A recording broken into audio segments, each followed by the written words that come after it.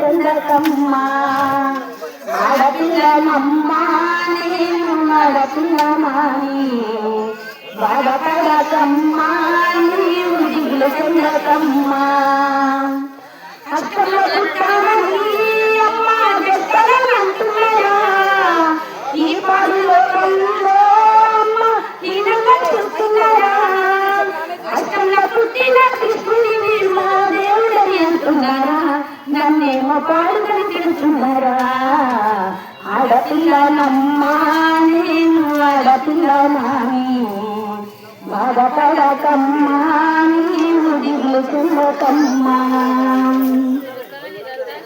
ఎదిగి నన్ను చూసి అమ్మ ఏడుస్తున్నావా లక్షల కట్నాలు అమ్మ ఎట్లా ఇస్తానని కడుపులోనే ఆడబిడ్డంటే అమ్మ కనబడుతున్నారా ఆడబిడ్డలను వద్దనుకుంటే సృష్టికి మూలలేదు రేపేమో జగతికి మార్గమేది ఆడపిల్లనమ్మ నేను ఆడపిల్లనాని బాధపడకమ్మ నీవు దిగులు చెందకమ్మ. ఈ పాట ఆమెబల్లి శ్రీనివాసరావు గారి కూతురు సాయికి గురించి నేను పాడాను.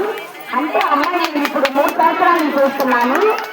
అమ్మాయి మరొకల వాడి కన్నా ఎంత ధైర్యంగా ఉంటుందంటే ప్రతి పనిలో ప్రతి ఆడపిల్లకి కానీ ఎవరికైనా కానీ ఇంత ధైర్యం ఉంటే ఎక్కడైనా ప్రపంచంలో జీవితాలు ఆ అమ్మాయి ధైర్యానికి బద్దగా యాక్సెప్ట్ చేస్తున్నాను నేను. ఇలాంటి వాళ్ళు మనకి ప్రోత్సహిస్తూ ఎంత దూరాన్ని వెళ్ళగలము ఎంత పని చేయగలము.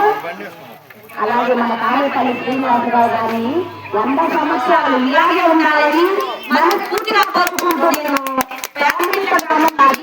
నా పేరు అనంతలక్ష్మి. నేను అలాగే సిపిఐ పార్టీలో ప్రజానాట్య మండలి కళాకారిగా అలాగే మహిళా సమైక్య జిల్లా కార్యదర్శిగా మన ప్రకాశం జిల్లా మొత్తానికి నేను కార్యదర్శి. మీకు ఎవరికి తెలియదు కానీ మీకు తెలియదు కానీ చెప్తున్నాను.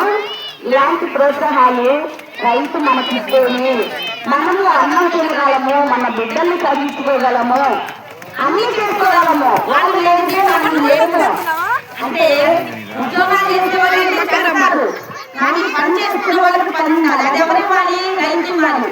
రైతు కాకుండా ఇంట్లో కూర్చుంటే మనం ఏం చేసి బతుకుతామో ఒక్కసారి ఆలోచించండి. అందరికి ఉద్యోగాలు రావు కదా. చదువు లేనిది ఏ శాస్త్రంలో చేయలేము, ఎక్కడ తిరగలేము కూడా. ఎవరు రాని వాళ్ళు కూడా చదువుకున్న వాళ్ళు ఉద్యోగాలు చేస్తారు.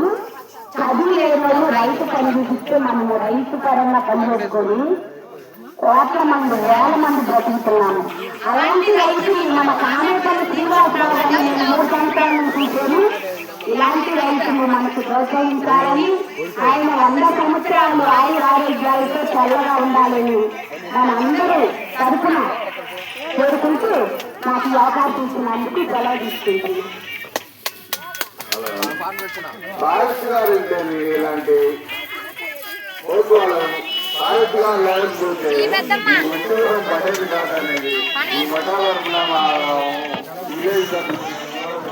చెప్తున్నాం. సాహిత్య గారు ఎంతో ఫోటోలు తీసుకుంటారు. ఏంటి మా నాన్నగారు వెళ్ళిపోయినా కానీ అందరికీ సాహిత్య గారు ఉంటేనే ఫోటోలు జరిగింది. దానికి సాహిత్య గారికి ఈ ఫోటోలు ఉన్నాం, వాళ్ళ రంగంలో ఉన్నాం, ధన్యవాదాలు తెలుపుతున్నాం.